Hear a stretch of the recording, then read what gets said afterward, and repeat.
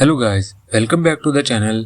In this video, I will show you how to fix Titanfall 2 crashing problem on your Windows PC or laptop. So to fix this issue, follow every step as I am showing in this video, and don't forget to subscribe this channel and press the bell icon. Hope so, this will fix your problem.